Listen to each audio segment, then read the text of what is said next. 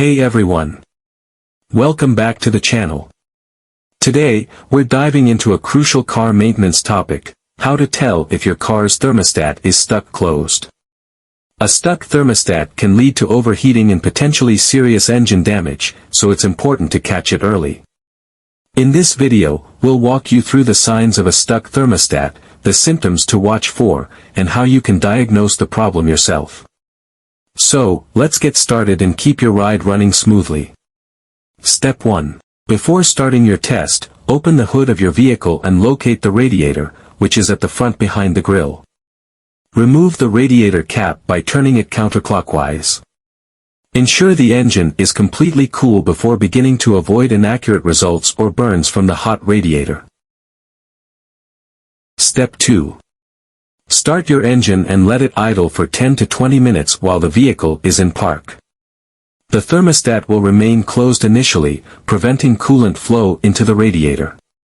Allow the vehicle to run until it reaches its optimal temperature. If coolant flows into the radiator immediately, the thermostat is stuck open.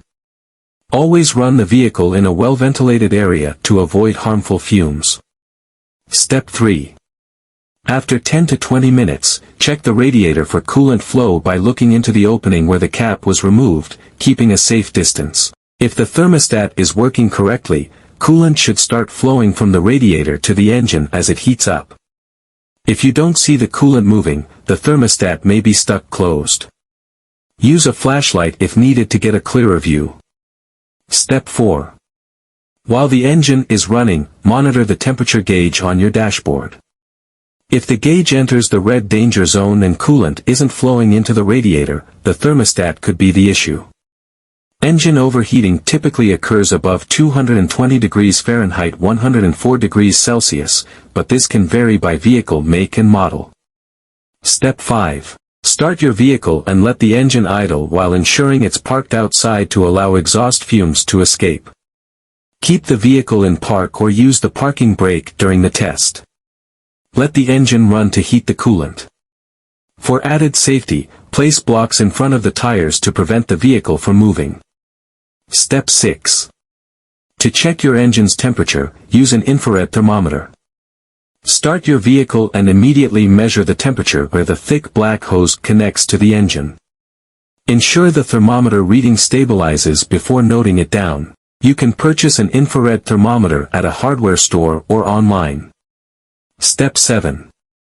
Measure the temperature of the upper radiator hose by pointing the thermometer at it from about 3 to 4 inches away from where you took the initial engine temperature reading.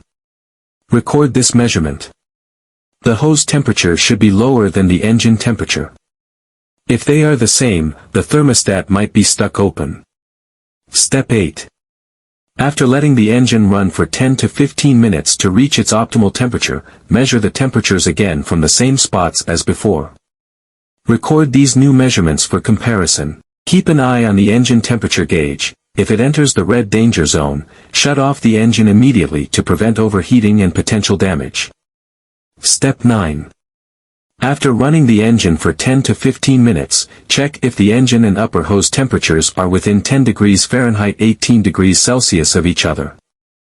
If they are, the thermostat is functioning correctly. If the hose remains significantly cooler, the thermostat might be stuck closed and preventing coolant flow. If the hose temperature matches the engine temperature but overheating persists, there may be another issue with the vehicle. Step 10.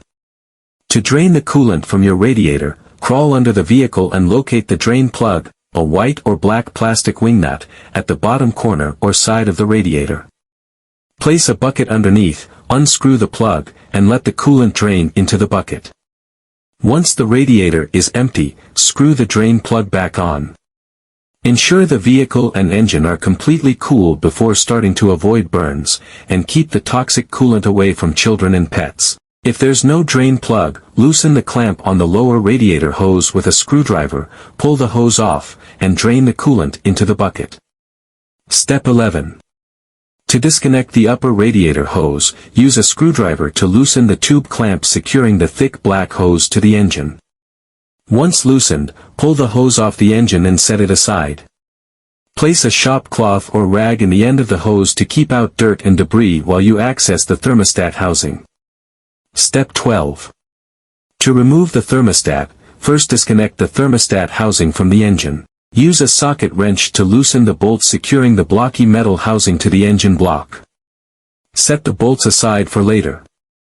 Remove the housing to reveal the thermostat, which is a small metal cylinder with a spring and 2 metal rings. Pull the thermostat out by hand, or use needle nose pliers or a screwdriver if it's difficult to remove. Note that the bolts may be different lengths, so remember their positions for reassembly.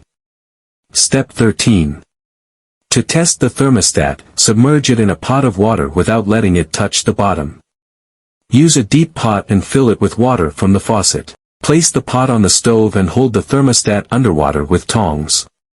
Alternatively, you can hang the thermostat on the side of the pot using a piece of string or a metal clip. Ensure the thermostat doesn't rest on the pot's bottom to avoid affecting the temperature reading. Step 14.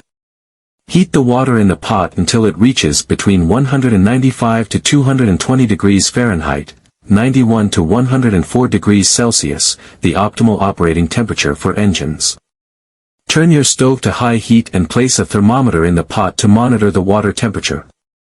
Once the thermometer shows that the water has reached the desired range, turn off the heat. Step 15. After heating the water, use tongs to remove the thermostat and place it on paper towels to dry. Check if the thermostat has opened by observing the center ring separating from the outer ring, creating a gap. If the gap is present, the thermostat is functioning correctly.